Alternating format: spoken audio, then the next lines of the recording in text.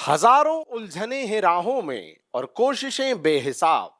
इसी का नाम है जिंदगी, बस चलते रहिए जनाब। नमस्कार साथियों, मैं सुनील श्रोती गुलजार साहब की इन शानदार पंक्तियों के साथ एक बार फिर से आपका स्वागत करता हूं और कहना चाहता हूं कि हमें हमेशा हमारे जीवन में मुश्किलों और हमारी कोशिशों का पलड़ा बहुत ज्यादा भारी लगता है। हमें लगता है कि हम कोशिशें बहुत कर रहे हैं, हमें लगता है हमारे जीवन में चुनौतियां बहुत आ रही हैं, सारे संसार का संकट हमारे ही ऊपर है और हमारे जीवन में यदि कुछ नहीं है तो वो है परिणाम। हमें अपेक्षित परिणाम नहीं मिल रहे, ये सोच के हम निरंतर हतोत्साहित होते जाते हैं। बट साथियों, एग्जाम सर पर है, इस समय हमें हतोत्साहित नहीं होना है। हमारे उत्साह का स्तर हमें उच्च रखना है और अपनी निरंतरता को, डेडिकेशन को कायम रखना है। इसी निरंतरता को कायम रखने के क्रम में आज हम आपके लिए लेके आए हैं एमपीपीएससी प्रीलिम्स की यूनिट 6 के पॉलिटी का एक खास सब्जेक्ट, एक खास टॉपिक। उसका नाम है संविधान संशोधन। आप सभी जानते हैं साथियों कि भारतीय संविधान में कुल 105 संशोधन हो चुके हैं। बट क्या सारे संशोधन याद करना जरूरी है? बिल्कुल नहीं। उनमें से मैं कुछ चिन्हित संशोधन आपके लिए लेके आया हूं जिनकी कुल संख्या है 38।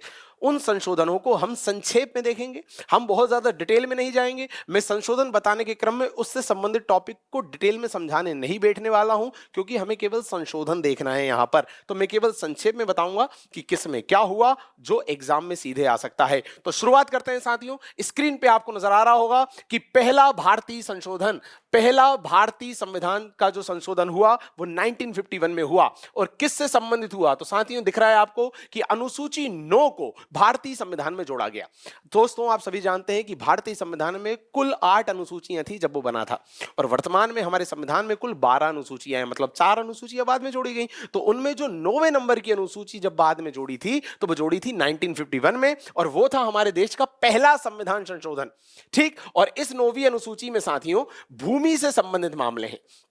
भूमि कहें या जमींदारी प्रथा कहें, इससे संबंधित मामले हैं। दूसरा, इसमें टोटल 284 विषय हैं। बस इतना आपको पता होना चाहिए। आगे बढ़ते हैं, अगला देखें, 7वां संविधान संशोधन अधिनियम 1956। अब देखिए मैं सीधे 7वें पे आ गया क्योंकि काम का यही है साथियों। इस संशोधन में कुल 3 प्रमुख बातें हैं जो एग्जाम में सीधे पूछी जा सकती हैं।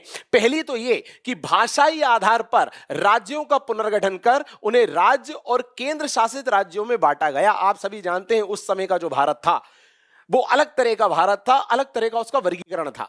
पर उस सब वर्गीकरण को समाप्त करके, खत्म करके हमने पूरे भारत को 2 हिस्सों में बांटा। एक हिस्सा था सामान्य राज्य, दूसरा हिस्सा था केंद्र शासित राज्य, मतलब यूनियन टेरिटरी, जो आज भी है। ठीक, तो यह कब किया गया? यह किया गया 1956 में 7वें संविधान संशोधन से। दूसरा काम क्या हुआ? एक व्यक्ति को एक से अधिक राज्य का राज्यपाल बनाया जा सकता है। सीधी सी बात, एक व्यक्ति एक से अधिक राज्य का राज्यपाल हो सकता है। और आप सभी जानते हैं उसे सैलरी कौन देगा? यदि वो 2 राज्यों को संभाल रहा है तो उसे सैलरी कौन देने वाला है? तो उसकी सैलरी का अनुपात तय करते हैं राष्ट्रपति, और राष्ट्रपति जो अनुपात तय कर दें उस अनुपात में दोनों राज्य मिलकर सैलरी देते हैं। ये हम सब पढ़ते हैं उसमें। तो आपको पता होना चाहिए कि कोई राज्यपाल एक से अधिक राज्य का राज्यपाल हो सकता है। ये बात किस संशोधन से जोड़ी गई? तो 7वें से। और तीसरा साथियों कि संसद एक उच्च न्यायालय के लिए एक या एक से अधिक खंडपीठ स्थापित कर सकती है। जैसे आप जानते हैं मध्य प्रदेश उच्च न्यायालय, तो इसकी 2 खंडपीठ है, एक इंदौर में है, एक ग्वालियर में है, और तीसरी खंडपीठ भोपाल में स्थापित होने की घोषणा की जा चुकी है। तो इस तरह से किसी उच्च न्यायालय की एक या एक से ज्यादा खंडपीठ स्थापित हो सकती हैं। ठीक, यह प्रावधान भी इसी संशोधन में किया गया। ये 3 बातें आपको पता होनी चाहिए। अगला देखें साथियों, सीधे आइए, 10वां संविधान संशोधन अधिनियम 1961। ये मेरे तीसरे नंबर का संविधान संशोधन। मैंने टोटल 38 चिन्हित किए हैं आपके लिए। अभी हम तीसरे पे हैं, सुनते जाइए, जिसमें हम बात करने वाले हैं 10वें संविधान संशोधन अधिनियम की, जो आया 1961 में। साथियों, जो दादर और नागर हवेली क्षेत्र है, आप सभी जानते हैं पहले इस पर पुर्तगालियों का कब्जा था। भाई पुर्तगाली लोग हमारे देश में थे तो उनके कब्जे में गोवा भी था, दमनदीप भी था, दादर नागर हवेली भी था, ये सब क्षेत्र थे। तो हमने उनसे वो क्षेत्र छुड़ाए हैं बाद में, और भारतीय संविधान के माध्यम से, नीति विधि के माध्यम से देश के भौगोलिक क्षेत्र में उन्हें शामिल किया है विधिवत रूप से। ठीक, ये आप सब जानते हैं। तो दादर और नागर हवेली को भारत में शामिल कर उसे कौन सा दर्जा दिया था? केंद्र शासित राज्य का। ठीक, ये कौन से संशोधन से? तो 10वें संशोधन से। अगला देखें, 12वां संविधान संशोधन अधिनियम 1962। इसी तरह साथियों, जो प्रथम अनुसूची है इसमें संशोधन कर गोवा, दमन द्वीप को भारत में केंद्र शासित प्रदेश के रूप में शामिल किया गया। आप सभी जानते हैं कि गोवा दमनदीप भी पुर्तगालियों के कब्जे में थे, ये भी उनसे छुड़वाए, इन्हें भी भारतीय संविधान में शामिल किया, भारतीय भौगोलिक क्षेत्र में शामिल किया। और आप सभी जानते हैं जब किसी भी भौगोलिक क्षेत्र में परिवर्तन होता है किसी भी तरह का, तो अनुसूची 1 में संशोधन करना पड़ता है, क्योंकि अनुसूची 1 भौगोलिक क्षेत्र की बात करती है। तो इसलिए अनुसूची 1 में संशोधन किया और गोवा दमनदीप को भी भारत का हिस्सा बना लिया। बट शुरू में उन्हें भी कौन सा दर्जा दिया? केंद्र शासित राज्य का। आज गोवा केंद्र शासित राज्य नहीं है, बट शुरू में केंद्र शासित राज्य ही था। बाकी दमनदीप और ऊपर वाले की बात करूं तो दादर और नागर हवेली, ये आज भी केंद्र शासित राज्य हैं। और 2020 से, मतलब 26 जनवरी 2020 से ये दोनों एक हो गए हैं। मतलब दादर और नागर हवेली और दमनदीप, इनको मिला के एक ही केंद्र शासित राज्य बना दिया गया है, ये आप जानते हैं। बट गोवा वर्तमान में एक राज्य है, तो इस संशोधन से तो उसे भारत में शामिल किया और केंद्र शासित राज्य का दर्जा दिया। पर फिर सामान्य राज्य का दर्जा कब दिया, तो वो हम आगे देखेंगे। ठीक, आगे देखते हैं। 13वां संविधान संशोधन अधिनियम 1962, साथियों इसके माध्यम से नागालैंड जो है उसे राज्य का दर्जा दिया गया। सीधी सी बात है। देखिए, जनरली सिक्किम और अरुणाचल प्रदेश, ये 2-3 राज्य के संशोधन इंपॉर्टेंट है कि इन्हें किस संशोधन के माध्यम से राज्य का दर्जा दिया।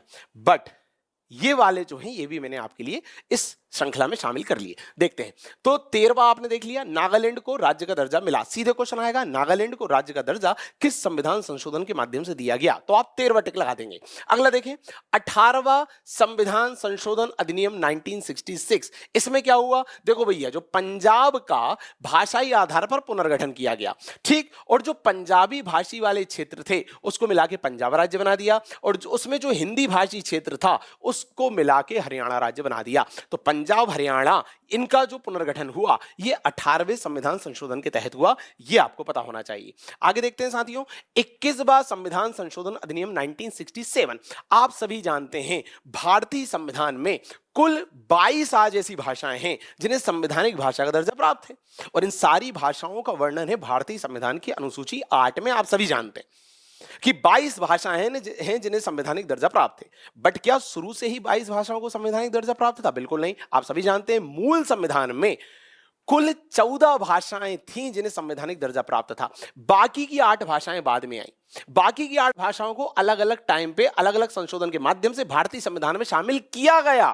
तो उसी क्रम में सिंधी भाषा को 8वीं अनुसूची में 15वीं भाषा के रूप में शामिल किया गया 21वें संविधान संशोधन 1967 से। ठीक, जैसा मैंने बताया मूल संविधान में कितनी भाषा थी? 14 जिन्हें संवैधानिक भाषा का दर्जा प्राप्त था। 15वीं बनी सिंधी, कब? 21वां संविधान संशोधन, कब? 1967। ठीक, और शामिल कौन सी अनुसूची में किया? 8वीं में। क्यों? क्योंकि 8वीं अनुसूची में ही सारी भाषाओं का वर्णन है जिन्हें संवैधानिक दर्जा मिला हुआ है। अगला देखते हैं, 22वां संविधान संशोधन अधिनियम 1969। ये क्या था भैया? देखिए, असम से अलग करके एक नया राज्य मेघालय बनाया गया। प्रश्न ये भी आ सकता है कि जो मेघालय है वो किस राज्य से अलग होकर बना था? ठीक, और वो किस संशोधन के तहत बना? तो वो बना था 22वें संशोधन के तहत। क्लियर है? अगला देखते हैं दोस्तों, 24वां संविधान संशोधन अधिनियम 1971। देखिए, हुआ ये था कि केंद्र सरकार जो है वो चाह रही थी कि उसे शक्ति मिल जाए कि वो संविधान में कहीं भी, मतलब मौलिक अधिकार में भी संशोधन कर सके, ताकि वो मौलिक अधिकार को अपने हिसाब से कम कर देगी, जनता के मौलिक अधिकार को। बट न्यायपालिका को ये मंजूर नहीं था। तो आप सभी जानते हैं कि गोलकनाथ वाला एक केस आया था जिसमें न्यायपालिका ने कहा था कि जो संसद है वो कहीं भी संशोधन कर सकती है पर नागरिकों के मौलिक अधिकार के साथ छेड़छाड़ नहीं कर सकती। तो उसके खिलाफ, उसके विरोध में 24वें नंबर का संविधान संशोधन अधिनियम लेके आया गया था।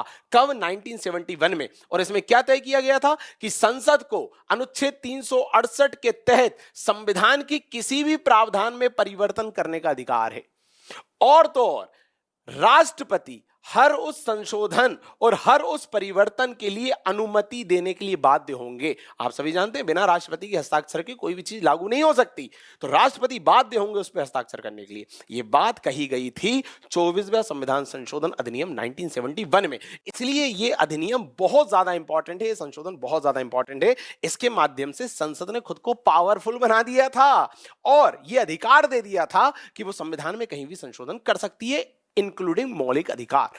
क्लियर, और राष्ट्रपति को उस पर साइन करने पड़ेंगे। चलिए, ये सारा प्रकरण था 24वें संविधान संशोधन से संबंधित। अगली बात करते हैं साथियों, 10वें नंबर पे मैं आपके लिए लेके आया हूं 36वां संविधान संशोधन अधिनियम 1975।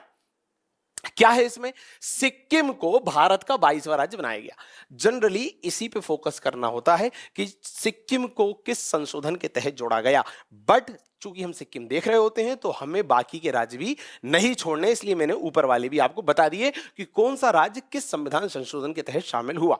चलिए आगे देखें, 42वां संविधान संशोधन अधिनियम 1976। ओहो हो साथियों, ये जो 42वां संविधान संशोधन अधिनियम आया था 1976 में, इसे लघु संविधान का दर्जा भी दिया जाता है। क्यों? क्योंकि इसके माध्यम से कुल 52 अनुच्छेदों में संशोधन हुआ था, और यह श्रीमती इंदिरा गांधी के टाइम पे लाया गया था, जिसके माध्यम से वही एक बार फिर प्रयास किया गया था कि जो आम नागरिक हैं उनके मौलिक अधिकारों को कम किया जाए, ज्यादा से ज्यादा ताकत, ज्यादा से ज्यादा शक्ति सरकार के, संसद के हाथों में निहित की जाए, और कोई भी ऐसी अथॉरिटी ना हो जो उसको कंट्रोल कर सके। ये ओवरऑल एजेंडा था। तो देखिए, 42वां संविधान संशोधन अधिनियम 1976, इसके बारे में चर्चा करते हैं। तो पहली बात तो आपको ये पता होना चाहिए कि यह मुख्यतः सरदार स्वर्ण सिंह समिति के सुझावों का मूर्त रूप था। सीधे प्रश्न आएगा, 42वां संविधान संशोधन अधिनियम जो था वो किस समिति के सुझावों पर आधारित था? तो स्वर्ण सिंह समिति के सुझाव पर आधारित था साथियों, और इसकी व्यापकता के कारण इसे लघु संविधान भी कहा गया है, जैसा मैंने आपको बताया। और 52 अनुच्छेदों में परिवर्तन किया गया था, जिसमें कुछ खास मैं आपके सामने रखने वाला हूं, जिसमें सीधे प्रश्न बन सकता है। पहला तो ये कि संविधान जो है उसे न्यायिक परीक्षण से मुक्त किया गया। समझ गए आप? मतलब न्यायपालिका जो है वो अपनी सक्रियता नहीं दिखाएगी, न्यायपालिका जो है वो परीक्षण नहीं करेगी कि संसद ने, सरकार ने कोई संशोधन किया है, कोई चेंज किया तो वो सही किया कि नहीं किया। मतलब संसद को ज्यादा शक्ति दी गई, कोई देखने वाला नहीं, कोई परखने वाला नहीं। अच्छा, नंबर सेकंड देखो, प्रस्तावना जो है ना हमारी प्रियम्बल, हम भारत के लोग, भारत को एक संपूर्ण प्रभुत्व संपन्न, वो वाली प्रस्तावना, उस प्रस्तावना में 3 महत्वपूर्ण शब्द जोड़े गए, समाजवाद, पंथनिरपेक्षता और अखंडता। ये 3 शब्द भारतीय संविधान की प्रस्तावना में जोड़े गए। मतलब ये जो प्रस्तावना में एक नया परिवर्तन लाया गया था, ये प्रस्तावना में होने वाला दोस्तों पहला संशोधन था। भारतीय संविधान के संदर्भ में देखें तो ये 42वां संशोधन था, बट प्रस्तावना के संदर्भ में देखें तो ये पहला संशोधन था, जिसमें 3 शब्द प्रस्तावना में जोड़े गए थे। ये भी प्रश्न पूछा जाता है कि सबसे पहले या एकमात्र जो संशोधन प्रस्तावना में हुआ उसमें कौन से शब्द जोड़े गए, और ओवरऑल वो कौन से नंबर का संशोधन था, ये प्रश्न पूछा जाता है। अगला देखें, संविधान में एक नया भाग 14 का जो कि अधिकरण से संबंधित है वो भी जोड़ा गया। अब आप अधिकरण पढ़ते हो जब आप यूनिट 10 पढ़ते हो आयोग वाली, ठीक है, संघ लोक सेवा आयोग, राज्य लोक सेवा आयोग, इसके अलावा संयुक्त राज्य लोक सेवा आयोग, इसके बाद आप पढ़ते हो अधिकरण, प्रशासनिक अधिकरण। अधिकरण मतलब होता है प्रशासनिक सेवा में किसी तरह का यदि कोई विवाद की स्थिति उत्पन्न होती है तो केंद्र सरकार को अधिकार है कि वो एक ट्रिब्यूनल, एक अधिकरण का गठन कर दे उस चीज को सॉर्ट आउट करने के लिए। बट उसमें भी अधिकार किसको मिला हुआ है? केंद्र सरकार को, ठीक है। सुप्रीमेसी इस बार भी किसकी है? केंद्र सरकार की है। 14 का ये जोड़ा गया, ठीक। अगला देखो, नीति निदेशक सिद्धांत जो है, मतलब भाग 4 आपका, उसे मौलिक अधिकारों पर सर्वोच्चता प्रदान की गई। मतलब यदि डीपीएसपी क्या है? डीपीएसपी है कि सरकार कुछ लागू करेगी भविष्य में, उसे डीपीएसपी कहा जाता है। अभी लागू नहीं है, सरकार भविष्य में करेगी, उसे डीपीएसपी कहते हैं। और मौलिक अधिकार क्या है? वे मूलभूत स्वतंत्रता जो कंफर्म है नागरिक को देनी है आपको। बट इनका यह कहना था कि यदि डीपीएसपी लागू करने के क्रम में सरकार यदि किसी नागरिक के मौलिक अधिकार को थोड़ा कम भी करती है तो चलेगा। मतलब कहीं ना कहीं मौलिक अधिकारों का जो वजन है, जो पल्ला है, वो एक बार फिर नीचे लाया गया। इसके अलावा अनुच्छेद 39 का, 43 का, 48 का जैसे नीति निदेशक तत्वों को शामिल किया गया। क्या है इन नीति निदेशक तत्वों में? 39 का में आप सभी जानते हैं कि न्याय के समक्ष अवसर की समता, हर व्यक्ति को निशुल्क विधिक सहायता प्रदान की जाएगी, ठीक, ये वाली बात है इसमें। 43 का में क्या है? 43 का में है कि जो औद्योगिक क्षेत्र है उसमें मजदूरों को भी निर्णय, निर्माण और प्रबंधन में सहभागी बनाया जाएगा। 48 का क्या है? 48 का है पर्यावरण संरक्षण से संबंधित। ये सारे प्रावधान नीपीएसपी मतलब नीति निर्देशक तत्व में जोड़े गए। इसके अलावा संविधान में 10 मौलिक कर्तव्यों को 51 का आर्टिकल के तहत भाग 4 का के माध्यम से जोड़ा गया। आप सभी जानते हो कि मूल भारतीय संविधान में मौलिक कर्तव्य फंडामेंटल ड्यूटी जैसा कुछ नहीं था। स्वर्ण सिंह समिति की रिकमेंडेशन के आधार पर ही तत्कालीन सरकार ने पूर्व सोवियत संघ से प्रेरित होकर हमारे संविधान में नीति निर्देशक तत्वों के बाद मतलब भाग 4 का में कुछ मौलिक कर्तव्य जोड़े और उस समय उनकी संख्या थी कितनी? 10। आज कितनी है? 11। ये भी आप जानते हैं, पर शुरू में कितनी थी? 10। और 4 का में जोड़ा भाग और अनुच्छेद कौन सा जोड़ा? 51 का। ये आपको पता होना चाहिए साथियों। इसके अलावा अनुच्छेद 74 में संशोधन किया और इसमें कहा गया कि जो राष्ट्रपति हैं वो अपने हर निर्णय में मंत्री परिषद और प्रधानमंत्री की सलाह लेने के लिए बाध्य होंगे। मतलब राष्ट्रपति अब स्वेच्छा से कुछ भी नहीं कर सकते। अगला देखें साथियों, सभी विधानसभाओं और लोकसभा की सीटों की संख्या को शताब्दी के अंत तक के लिए स्थिर कर दिया गया। आप सभी जानते हैं कि लोकसभा और विधानसभा के जो चुनाव होते हैं उसमें कितनी सीटें होंगी, कोई जो क्षेत्र है किसी नेता का वो कहां से कहां तक का होगा, ये डिसाइड करता है परिसीमन आयोग ऑन द बेसिस ऑफ जनगणना। ठीक, जनगणना देखी जाती है कितनी कहां पॉपुलेशन, उसके हिसाब से परिसीमन किया जाता है, तब एक क्षेत्र, एक निर्वाचन क्षेत्र तय होता है कि इस नेता को यहां से यहां तक का प्रतिनिधित्व करना है। ठीक, तो इन्होंने यह तय किया कि शताब्दी के अंत तक, जब तक ये शताब्दी चलेगी तब तक सीटें इतनी ही रहेंगी जितनी है, सभी विधानसभाओं में भी सभी लोकसभाओं में भी। चलिए, इसके अलावा लोकसभा और विधानसभा की अवधि को 5 से 6 वर्ष कर दिया था। जितनी विधानसभाएं सबकी अवधि 1-1 साल बढ़ा दी। इसके अलावा जो लोकसभा है उसकी अवधि भी 1 साल बढ़ा दी गई थी। यह आपको पता होना चाहिए साथियों। इसके अलावा यह निर्धारित किया गया कि किसी केंद्रीय कानून की संवैधानिक वैधता पर सर्वोच्च न्यायालय व राज्य के कानून की संवैधानिक वैधता पर उच्च न्यायालय ही परीक्षण करेगा, जिसका निर्णय 5 से अधिक सदस्यों की बेंच द्वारा 2/3 बहुमत से किया जाएगा। ठीक, मतलब यदि केंद्र की कोई पॉलिसी है तो सर्वोच्च न्यायालय, राज्य की कोई पॉलिसी है तो उच्च न्यायालय, ये लोग उसे देखेंगे कि भाई ये सही है कि नहीं। बट जब ये देखेंगे तो उस समय उनकी जो बेंच होगी वो 5 लोगों से कम की नहीं होनी चाहिए। ठीक, ये इन्होंने कहा। चलिए अगला देखते हैं, ये इतना खास नहीं है, आगे देखें। वन, संपदा, शिक्षा, जनसंख्या नियंत्रण, नापतोल, ऐसे विषयों को राज्य सूची से हटा के समवर्ती सूची में डाल दिया गया। साथियों, आप सभी जानते हैं कि भारतीय संविधान में 3 तरह की सूचियां हैं, संघ सूची, राज्य सूची, समवर्ती सूची। संघ सूची में वे विषय हैं जिसपे कानून बनाने का अधिकार संघ मतलब केंद्र सरकार को है। राज्य सूची में वे विषय हैं जिसपे कानून बनाने का अधिकार राज्य सरकार को है। और समवर्ती सूची में वे विषय हैं जिसपे केंद्र और राज्य दोनों मिलकर कानून बनाते हैं। बट यदि उन दोनों के बीच में किसी तरह का कोई विवाद होता है तो निर्णय जो है वो केंद्र सरकार का मान्य होता है, मतलब उसका प्रभुत्व होता है। यहां इन्होंने कुछ विषयों को, इतने इंपॉर्टेंट विषयों को राज्य की सूची से हटा के समवर्ती सूची में डाल दिया ताकि उस डिसीजन मेकिंग में केंद्र भी इन्वॉल्व हो सके राज्य के साथ। ठीक, एक बार फिर केंद्र की प्रभुता स्थापित करने की कोशिश की गई। चलिए अगला, संसद को राष्ट्र विरोधी गतिविधियों से निपटने के लिए कानून बनाने का अधिकार दिया गया कि हमें कुछ भी राष्ट्र विरोधी होता देखा हम कानून बना देंगे, कठोर कार्रवाई करेंगे। ठीक, अब ये चीज फिर अपनी प्रभुता स्थापित करने के लिए लाई गई थी ताकि कोई भी व्यक्ति यदि हमारा विरोध भी कर रहा है तो हम बोलेंगे कि ये तुम हमारा नहीं, तुम देश का विरोध कर रहे हो, और उस आधार पर कठोर कानून बना के उस पर कार्रवाई करेंगे। इस तरह से अपने खिलाफ उठने वाली हर तरह की आवाज को दबाने का प्रयास हुआ था साथियों। तो 42वां संविधान संशोधन जो था, it's all about supremacy of the centre. अपने आप की प्रभुता को कायम करने के लिए यह संशोधन लाया गया था। अब जो अगला संशोधन आया, 44वां संविधान संशोधन अधिनियम 1978, ये इसका अपोजिट था क्योंकि सरकार बदल गई। तो देखिए, जनता पार्टी की सरकार द्वारा पारित इस संविधान संशोधन का उद्देश्य 42वें संशोधन द्वारा पारित किए गए परिवर्तनों को निरसित मतलब निरस्त करना था। इन्होंने पूरे अपोजिट काम करे जो वो तय करके गए थे। देखिए, तो अब क्या क्या परिवर्तन हुए 44वें संविधान संशोधन 1978 के माध्यम से देखते हैं।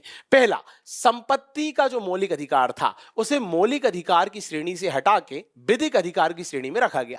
साथियों, आप सभी जानते हैं कि भारतीय संविधान में कुल 2 आर्टिकल ऐसे थे जहां नागरिकों को मौलिक अधिकार दिए गए थे संपत्ति के।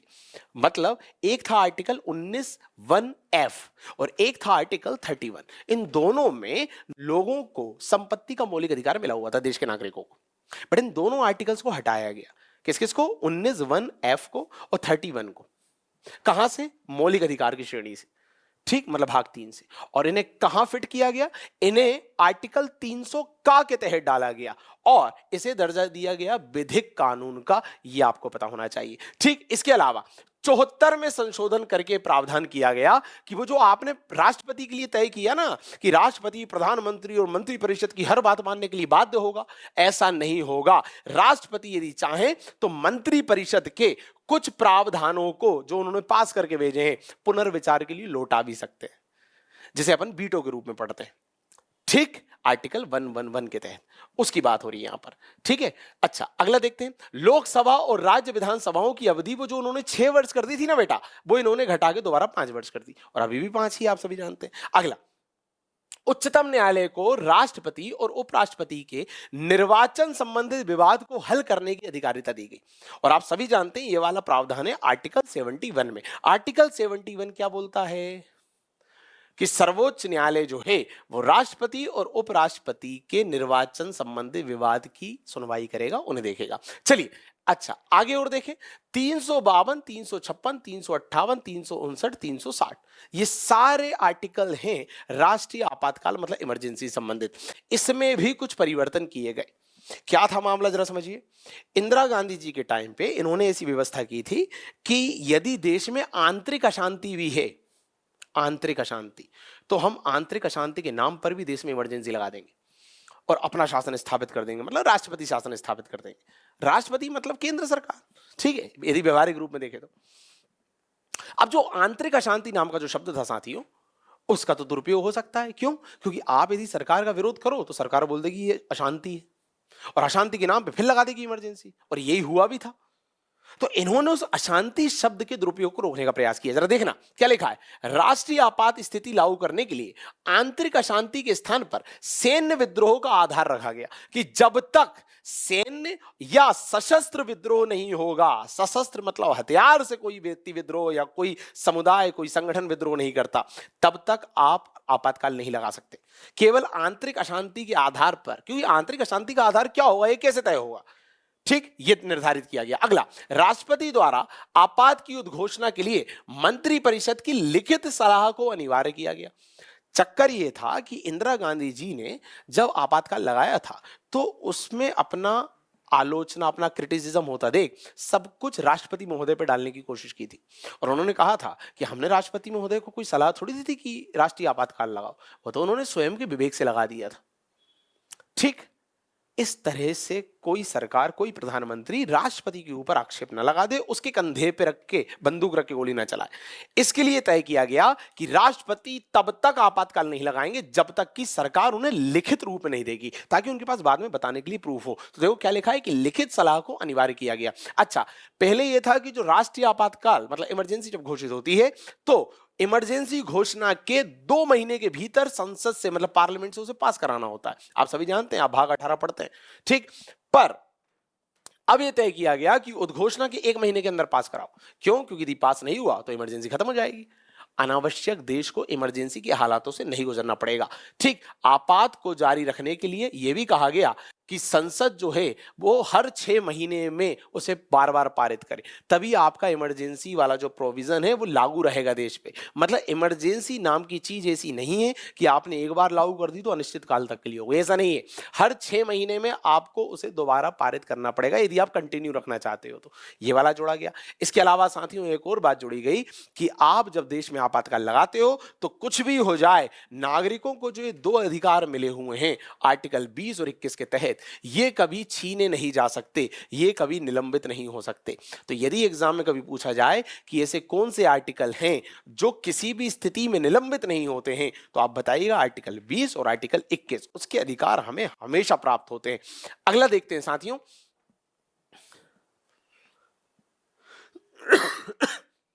संविधान के उस 38वें संशोधन को खत्म कर दिया गया जिसमें व्यवस्था की गई थी कि राष्ट्रीय आपातकाल की घोषणा को न्यायालय में चुनौती नहीं दी जा सकती। देख रहे हो, सरकार मतलब संसद फिर एक संशोधन ले आई थी, कौन सा? 38वां। उसमें कहा गया था कि राष्ट्रीय आपातकाल जब कोई सरकार लगाएगी तो आप उसके खिलाफ उसके रिव्यू के लिए कोर्ट में नहीं जा सकते या कोर्ट में आवेदन नहीं दे सकते। इसमें खत्म करा गया। इसमें कहा गया कि यदि सरकार गलत आधार पर राष्ट्रीय आपातकाल लगाती है कभी, तो न्यायालय में उसे चुनौती दी जा सकती है भविष्य में। ठीक, मतलब हर वो प्रावधान जो केंद्र सरकार, संघ सरकार की सुप्रीम अथॉरिटी या प्रभुत्व, इस सबको लागू करने की कोशिश कर रहा था, तानाशाही को लागू करने की कोशिश कर रहा था, उस सबको खत्म किया गया 44वें संविधान संशोधन 1978 के माध्यम से। ठीक, आगे देखते हैं अगला संशोधन साथियों। अब सारे छोटे छोटे हैं, केवल ये दोनों बड़े थे। ठीक, अब देखते हैं 52वां संविधान संशोधन अधिनियम 1985। आप सभी जानते हैं 10वीं अनुसूची को जोड़ा गया इस संशोधन के माध्यम से संविधान में। देखिए, जैसा मैंने कहा संविधान में कितनी अनुसूचियां थी? 8। अभी कितनी हैं? 12, मतलब 4 बाद में जोड़ी गई।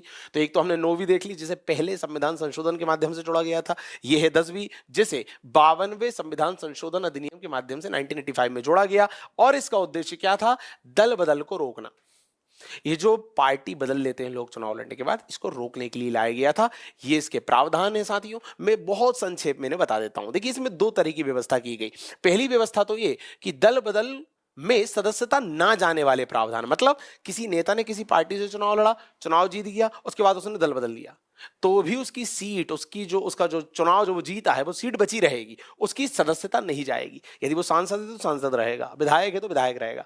पर कब? उसे निम्न शर्तों को पूरा करना पड़ेगा। नंबर 1, किसी दल के 1/3 सदस्य अलग होकर दूसरी पार्टी में जाए, मतलब कोई एक व्यक्ति ना जाए, 1/3 जाए कम से कम, तब उसकी सदस्यता बनी रहेगी। दूसरा, 2 या 2 से अधिक दल के लोग मिलके 2/3 सदस्य हो जाएं टोटल, और वो लोग जाएं या अपनी अलग पार्टी बना लें। तीसरा, वो जो व्यक्ति है वो सदन का कोई पदाधिकारी बन जाए। भाई, जैसे अभी जो ओम बिरला साहब हैं, वो लोकसभा अध्यक्ष हैं, वो बीजेपी के सांसद हैं। ठीक, अब वो बीजेपी से चुनाव लड़के आए, बीजेपी की टिकट से सांसद बन गए। अब सांसद बनने के बाद उन्होंने बीजेपी की सदस्यता से त्यागपत्र दे दिया। क्यों? क्योंकि भाई वो एक संवैधानिक पद पर जा रहे हैं, वो लोकसभा अध्यक्ष बन रहे हैं, तो पद की गरिमा के लिए उन्होंने वो सब कर दिया। तो क्या उनकी सदस्यता चली गई? नहीं नहीं नहीं, नहीं गई। क्यों? क्योंकि वो पदाधिकारी बने, उस क्रम में उन्होंने ऐसा किया। अच्छा, एक बात और मैं रेखांकित कर दूं, ये जो 1/3 है, इसे आगे चल के 2/3 कर दिया था। वर्तमान में 2/3 है, बट 85 में जो अधिनियम आया था उसमें 1/3 था। क्या? कि कम से कम 1/3 लोग यदि पार्टी छोड़ के दूसरी पार्टी में जाते हैं तो सदस्यता नहीं जाएगी। बट वर्तमान में क्या व्यवस्था है कि 2/3 होना चाहिए। मतलब यदि किसी पार्टी के 2/3 लोग पार्टी छोड़ के दूसरी पार्टी में जा रहे हैं, तब सदस्यता नहीं जाएगी। तो इसमें भी संशोधन हुआ एक बार हो। फिलहाल मैं इसका वाला बता रहा हूं कि इसमें क्या क्या प्रावधान थे। अच्छा, कब कब सदस्यता चले जाएगी?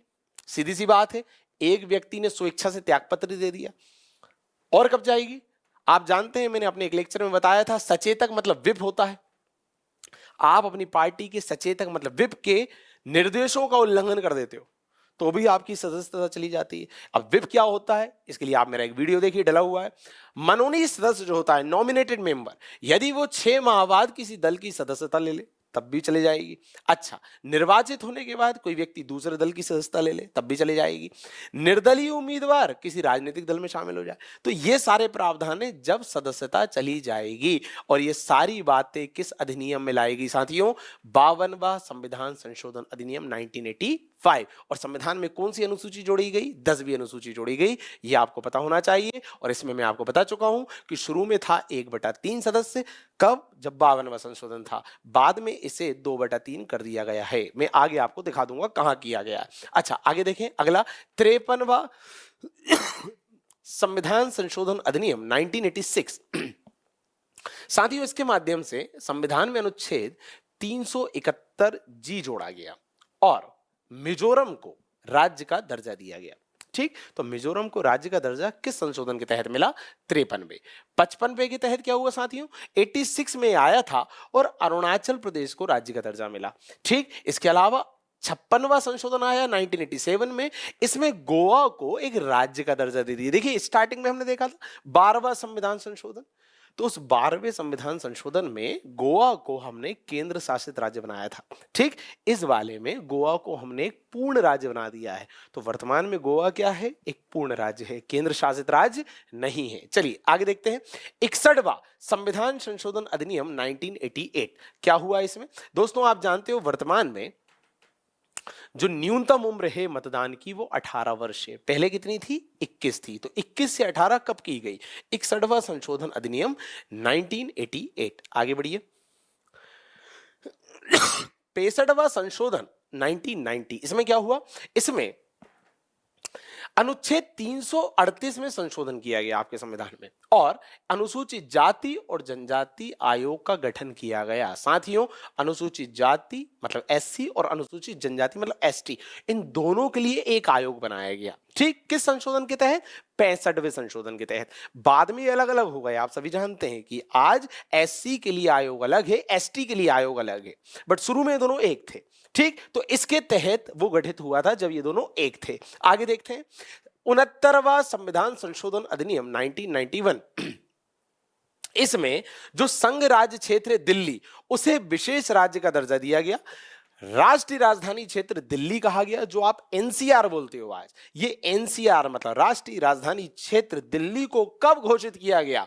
69वें संविधान संशोधन के तहत। और विधानसभा के गठन का उपबंध किया गया। साथियों, आप सभी जानते हैं कि दिल्ली उन केंद्र शासित प्रदेशों में शामिल है जहां केंद्र शासित होने के बावजूद वहां की अपनी विधानसभा है, वहां का अपना मुख्यमंत्री होता है। ठीक, तो ये प्रावधान भी कब किया गया था? तो इसी संशोधन के तहत किया गया था। अगला देखें, 70वां संविधान संशोधन अधिनियम 1992, इसमें क्या किया गया? जो दिल्ली, पुडुचेरी, ये वाले जो संघ शासित राज्य थे जहां पर अपनी खुद की विधानसभा थी, उन्हें ये अधिकार दिया गया कि वे राष्ट्रपति के चुनाव में वोट डाल सकते हैं। ठीक, तो इन्हें यहां की विधानसभा के लोगों को राष्ट्रपति चुनाव में मत देने का अधिकार दिया गया 70वें संविधान संशोधन अधिनियम के माध्यम से। बहुत इंपॉर्टेंट है। अगला देखें, 71वां संशोधन 1992, इसमें क्या हुआ? देखिए, फिर जाइए 8वीं अनुसूची में। आप जानते हैं 8वीं अनुसूची में कुछ भाषाएं फिक्स थी। मूल संविधान में 14 भाषाएं थी, अभी हमने 15वीं भाषा सिंधी जोड़ी थी 1967 में। अब देखिए, कोंकणी, मणिपुरी और नेपाली, 3 और भाषा आ गई, मतलब 15 3 18। अभी 4 और आएंगी तो टोटल कितनी हो जाएंगी? 22। और वर्तमान में भी कितनी है? 22। कोंकणी, मणिपुरी और नेपाली को 8वीं अनुसूची में शामिल किया गया और संवैधानिक भाषाओं का दर्जा दिया गया। कब हुआ ये? 71वें संशोधन अधिनियम 1992 में। आगे बढ़ते हैं साथियों। 73वां संविधान संशोधन अधिनियम 1992, आप जानते हो क्या हुआ इसमें? इसमें आपके देश के संविधान में भाग 9 को जोड़ा गया और भाग 9 में कुछ आर्टिकल जोड़े गए 243 के अंतर्गत, जिसके तहत आपके यहां पंचायतों को संवैधानिक दर्जा दिया गया है ना। और एक चीज और जोड़ी गई, संविधान में 11वीं अनुसूची, और पंचायतों से संबंधित कितने विषय रखे गए? 29। आप सभी जानते हो भारतीय संविधान में पंचायत से संबंधित प्रावधान है भाग 9 में, आर्टिकल 243 के अंतर्गत। अनुसूची 11 में कुल 29 विषय उससे संबंधित हैं। त्रिस्तरीय पंचायती राज व्यवस्था आज हमारे यहाँ है और उन्हें जो संवैधानिक दर्जा मिला वो इस संशोधन के तहत दिया गया है। अगला आइए, 74वां संविधान संशोधन अधिनियम, इसमें क्या हुआ? इसमें नगरीय निकायों की बात हुई, मतलब संविधान में भाग 9 की जगह 9 का को जोड़ा गया। 9 में पंचायत और 9 का में नगरीय निकाय, मतलब नगर पालिका, नगर पंचायत, नगर निगम, उनकी बात हो रही है। ठीक, इसके अलावा अनुसूची 12 जोड़ी गई, जिसमें कितने विषय हैं? 18। तो सीधे प्रश्न आएगा, अनुसूची 12 का संबंध किससे है? तो नगरीय निकाय से है। अनुसूची 12 में कितने विषय हैं? तो 18 विषय हैं। ठीक, अनुसूची 11 का संबंध किससे है? पंचायतों से। कितने विषय हैं? 29 विषय हैं। ये आपको पता होना चाहिए। साथियों, आगे बढ़ते हैं। 24वें नंबर का संशोधन देखते हैं जो मैं आपके लिए लेके आया हूं, और इस इधर देखें तो हम 84वें पे पहुंच गए। टोटली 105 हुए हैं संशोधन।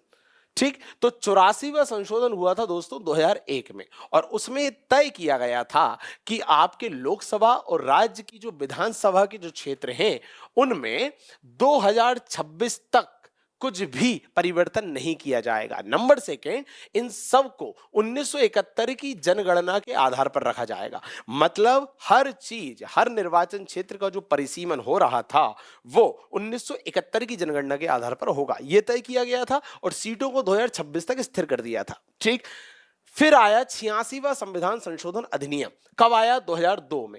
यह बहुत इंपॉर्टेंट है। इसमें 3 प्रमुख परिवर्तन हुए। पहला परिवर्तन तो ये कि जो मौलिक अधिकार आपका है उसमें अनुच्छेद 21 का को जोड़ा गया। 21 का क्या है? शिक्षा का अधिकार। ठीक, दूसरा, जो मूल कर्तव्य थे जो 42वें संविधान संशोधन के तहत आए थे संविधान में, स्वर्ण सिंह समिति की अनुशंसा पर कुल संख्या कितनी थी? 10। उसमें एक 11वां मौलिक कर्तव्य भी जोड़ा गया, जिसमें माता पिता को कहा गया कि आप अपने बच्चे को शिक्षा के लिए स्कूल भेजो, ये आपका कर्तव्य है, ये जोड़ा गया। इसके अलावा जो 45वां अनुच्छेद है डीपीएसपी में वो जोड़ा गया और ये कहा गया कि राज्य जो है वो अब 6 वर्ष से कम उम्र के सभी बच्चों की देखभाल और शिक्षा की व्यवस्था करेगा।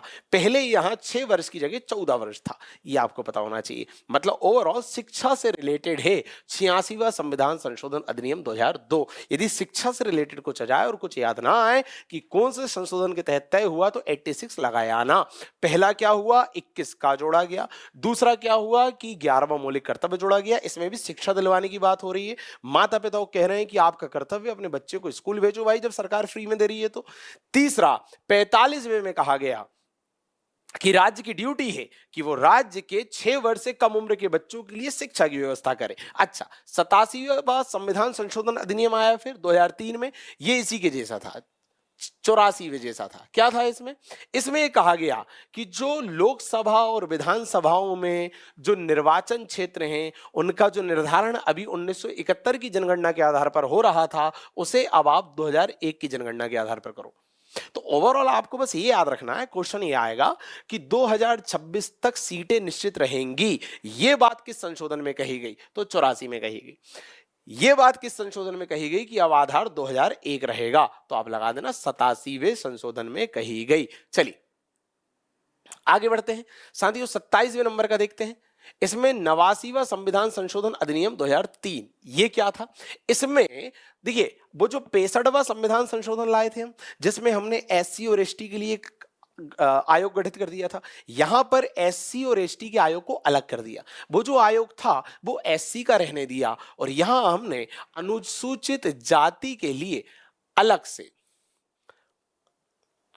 मतलब 338 के तहत, और अनुसूचित जनजाति के लिए एक अलग से राष्ट्रीय आयोग बना दिया 338 का के तहत। मतलब समझिए आराम से। 65वां संविधान संशोधन अभी आपने पीछे देखा, उसमें क्या था कि राष्ट्रीय अनुसूचित जाति और जनजाति आयोग होगा। मतलब वो आयोग अनुसूचित जाति का भी होगा और जनजाति का भी होगा। इसमें क्या कहा गया? इसमें कहा गया देखो भैया, आर्टिकल 338 जो होगा वह अनुसूचित जातियों के लिए आयोग की बात करेगा। मतलब राष्ट्रीय अनुसूचित जाति आयोग होगा 338 के तहत, और 338 का एक और आर्टिकल जोड़ा, वो अनुसूचित जनजाति का आयोग होगा। मतलब जनजाति के आयोग को अलग बना दिया। कब? 89 में। ठीक 2003 की बात है। तो पूछा जाएगा कि अलग से अनुसूचित जनजाति आयोग कब बना और किस आर्टिकल के तहत बना? 338 का के तहत बना। चलिए 91वां संशोधन अधिनियम 2003, इसमें क्या कहा गया? इसमें कहा गया कि केंद्र में प्रधानमंत्री और राज्य में मुख्यमंत्री जब अपनी कैबिनेट मतलब मंत्री परिषद का गठन करेंगे तो उनकी मंत्री परिषद में जो कुल मंत्रियों की संख्या होगी वो 15% से अधिक नहीं होनी चाहिए। किसका 15%? केंद्र की बात करूं तो वहां लोकसभा के कुल मेंबर का 15%, और यदि राज्य की बात करूं तो विधानसभा के कुल मेंबर के 15%। इससे ज्यादा मंत्री आप नहीं रख सकते। और न्यूनतम जो है ये संख्या 12 से कम नहीं होनी चाहिए, और ये प्रधानमंत्री और मुख्यमंत्री को मिला के है। क्लियर? और वो जो आपने 52वां संविधान संशोधन देखा था दल बदल वाला, जैसे मैंने कहा था कि जो 1/3 है बाद में 2/3 हो गया, तो वो इसी संशोधन के तहत हुआ है। देखिए, राजनीतिक दल के 2/3 विधायक अपने दल से अलग होकर अन्य दल में शामिल होते हैं तो इसे दल बदल नहीं माना जाएगा। तो वो जो 1/3 था वो 2/3 हुआ। कब? इसके तहत 91वां संविधान संशोधन 2003। तो 91वां संविधान संशोधन दो चीजों से संबंधित है। पहला तो प्रधानमंत्री को और राज्य में मुख्यमंत्री को बता रहा है कि आप अधिकतम कितने लोग रख सकते हो अपनी परिषद में, ठीक। और दूसरा, दल बदल वाले प्रावधानों में एक बार फिर से सुधार ला रहा है। तो दल बदल से संबंधित हमने कितने प्रावधान देखे? 2। एक 52वां संविधान संशोधन था और एक 91वां है। ये 91वां भी याद रखना साथियों। दल बदल वाले में हम केवल 52वां वाला दिमाग में रखते हैं कि 52वां संविधान संशोधन दल बदल से संबंधित है। नहीं, 91वां वाला भी है जिसमें 52वें वाले की एक प्रावधान को बदला गया था। जो वहां 1/3 था इधर 2/3 हो गया था। ठीक, आगे देखते हैं।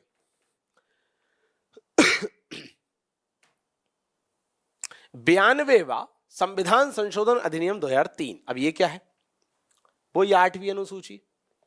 और नई भाषाएं जुड़ी, बोडो, मैथिली, डोगरी और संथाली।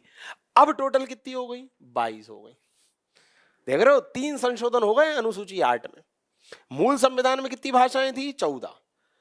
ठीक, पहले आपने सिंधी को जोड़ा 1967 में, फिर आपने जोड़ा मैथिली, संथाली, सॉरी मैथिली संथाली तो यहां आई, वहां आपने जोड़ा कोंकणी, नेपाली, मणिपुरी को अभी थोड़ी देर पहले। अब एक और संशोधन आया 92 संशोधन 2003 में, इसमें आपने 4 भाषा और जोड़ दी, तो 15, 14 और 1 15 हो गई थी, फिर 3 जोड़ी थी 18, और अब ये 4 हो गई 22। ठीक, तो वर्तमान में हमारी 8वीं अनुसूची में कितनी भाषाएं हैं? 22। अच्छा, आगे देखते हैं 93वां संशोधन अधिनियम 2006। इसमें क्या कहा गया? इसमें कहा गया कि भैया जो शिक्षण संस्थान है उसमें एससी, एसटी और अन्य पिछड़ा वर्ग मतलब ओबीसी के बच्चों को आरक्षण दिया जाए। और आप सभी जानते हैं आरक्षण के लिए अनुच्छेद 15 की धारा 5, जब शिक्षण संस्थानों में आरक्षण की बात कही जाती है तो वो इसी संशोधन से जोड़ा गया। चलिए अगला आइए, 97वां संविधान संशोधन अधिनियम 2011। ये क्या है? ये देखिए, भाग 9 में था पंचायत, भाग 9 का में था नगरीय निकाय, अब आ गया नोखा, एक और भाग जोड़ दिया संविधान में। और सहकारी समितियां जो होती हैं, कोऑपरेटिव सोसाइटी, उन्हें संवैधानिक दर्जा दिया गया। बस ये याद रखना, तो सहकारी समितियों को संवैधानिक दर्जा। ठीक, 97वां संविधान संशोधन। और कौन सा भाग जोड़ा? नोखा। अगला आइए, 99वां संशोधन अधिनियम 2014। साथियों, सर्वोच्च न्यायालय और जो हाई कोर्ट होते हैं उसमें जो जजों की नियुक्ति होती है, आप सभी जानते हो कोलेजियम व्यवस्था के माध्यम से होती है, जहां पर न्यायाधीश का एक पैनल तय करता है कि अगला न्यायाधीश कौन बनेगा। मतलब विधायिका, मतलब सरकार और विपक्षी दल, इन सबका उसमें कोई रोल नहीं होता। ठीक है ना, बड़ी सिंपल सी बात है। इधर ये हुआ कि संसद ने ये संशोधन लाई जिसमें तय किया गया कि भैया एक राष्ट्रीय न्याय नियुक्ति आयोग होगा, जिसे एनजेएसी कहेंगे, नेशनल जुडिशरी अपॉइंटमेंट कमीशन। ठीक, और इस कमीशन में सरकार के कुछ लोग होंगे, विपक्ष के कुछ लोग होंगे और न्यायपालिका के कुछ लोग होंगे, और ये सब मिलकर न्यायाधीशों का चयन करेंगे। मतलब कहीं ना कहीं नेताओं की भी हिस्सेदारी होने लगी थी या होने वाली थी इसके माध्यम से जजों के चुनाव में। बट सुप्रीम कोर्ट ने, सर्वोच्च न्यायालय ने 4-1 के बहुमत से इसे असंवैधानिक घोषित कर दिया, और ये चीज हमारे देश में लागू नहीं हो पाई। मतलब आज भी न्यायाधीशों का जो चयन होता है वो कोलेजियम व्यवस्था से ही होता है, जहां न्यायाधीशों का पैनल ही उनका चयन करता है। तो ये बहुत इंपॉर्टेंट है, ये बहुत मुद्दा उठा था साथियों, बहुत ज्यादा उठा था 2014 में। ठीक, तो एनजेएसी क्या है? राष्ट्रीय न्यायिक नियुक्ति आयोग था, जो आने वाला था पर नहीं आया था, कैंसिल कर दिया था सर्वोच्च न्यायालय ने। चलिए अगला देखें, 100वां संविधान संशोधन अधिनियम 2015। क्या था इसमें? भारत और बांग्लादेश के बीच सीमा समझौता हुआ था। बस ये याद रखना, कुछ क्षेत्र हमने उन्हें दे दिया, कुछ क्षेत्र हमें उन्हें दे दिया, इस तरह से सीमा पे बंटवारा हो गया था। चलिए अगला आइए, 101वां संशोधन अधिनियम 2016। इसमें जो वस्तु और सेवा कर, मतलब जीएसटी जो आप बोलते हैं, गुड्स एंड सर्विस टैक्स, उससे रिलेटेड बातें हैं, और आर्टिकल 279 का जोड़ा गया, और वस्तु सेवा कर परिषद का गठन किया गया, मतलब जीएसटी काउंसिल जिसे अपन बोलते हैं। ठीक, तो आपसे पूछेंगे जीएसटी काउंसिल किस आर्टिकल में है, तो 279A में है। और जीएसटी और जीएसटी काउंसिल से रिलेटेड अमेंडमेंट कब हुआ था? 101 अमेंडमेंट था 2016। ठीक, जीएसटी काउंसिल क्या होती है? इसमें राज्यों के लोग भी होते हैं, केंद्र के लोग भी होते हैं, मिलके बातें डिस्कस करते हैं, सामंजस्य स्थापित करने का प्रयास करते हैं। ठीक, अच्छा, 102वां अधिनियम 2018। इसमें दोस्तों राष्ट्रीय पिछड़ा वर्ग जो है, मतलब ओबीसी, उनके लिए जो एक आयोग है उसे संवैधानिक दर्जा दिया गया, और भारतीय संविधान के अनुच्छेद 338 खा में जोड़ा गया। आप सभी जानते हैं ओबीसी का आयोग तो बहुत पहले से था हमारे देश में, पर उसे संवैधानिक दर्जा प्राप्त नहीं था। संवैधानिक दर्जा प्राप्त हुआ 102वें अमेंडमेंट के माध्यम से 2018 में, और भारतीय संविधान में 338 खा को जोड़ा गया था। ये पता होना चाहिए साथियों। ठीक, और सुनिए, तो अब देखिए आर्टिकल कैसे हो गए। 338 में हो गया एससी आयोग, 338 का में हो गया एसटी आयोग, और अब 338 खा में हो गया ओबीसी आयोग। ठीक है, और अभी हमने क्या देखा था? पहले एससी और एसटी का आयोग एक ही था। ठीक, तो मैं एक बार रिकॉल करा देता हूं। 65वां संविधान संशोधन जब आया तब ये कहा गया कि एससी और एसटी का एक ही आयोग होगा आर्टिकल 338 के तहत। ठीक, फिर 89वां संविधान संशोधन आया, उसमें कहा गया नहीं नहीं भैया 338 वाले के तहत केवल एससी का आयोग होगा, एसटी का आयोग अलग होगा 338 का के तहत।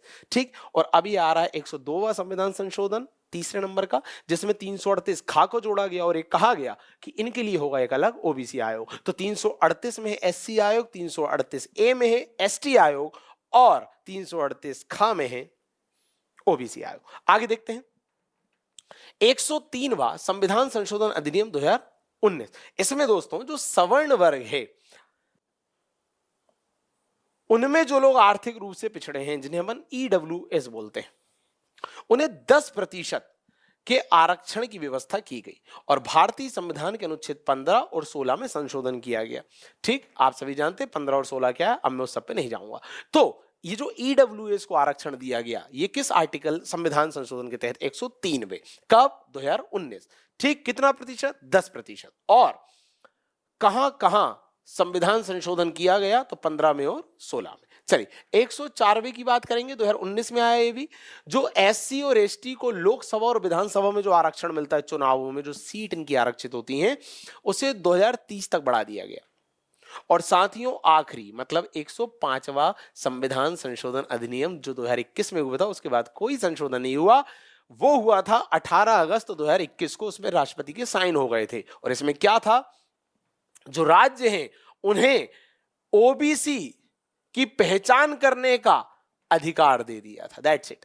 मतलब किस कम्युनिटी को ओबीसी का दर्जा देना है, किसको नहीं देना है, यह तय करने का फाइनली अधिकार राज्यों के पास होगा, यह कहा गया इसमें 105वां संविधान संशोधन अधिनियम 2021 में। और यह था दोस्तों विधेयक क्रमांक 127वां था, ये 2021 में आ गया। ठीक, तो ये थे कुल 38 संविधान संशोधन जो मैं आपके लिए चिन्हित करके लाया था। 105 में से हमने 38 आपके सामने प्रस्तुत करे और कोशिश करी कि उन्हें संक्षेप में आपके सामने रख सके, ताकि आपको थोड़ा समझ में भी आ जाए और आपको पूरी चीज एक जगह कंपाइल फॉर्म में मिल जाए। आशा करता हूं कि इससे आपको कुछ ना कुछ फायदा मिल पाएगा, आपके एग्जाम में कुछ ना कुछ सहयोग हो पाएगा।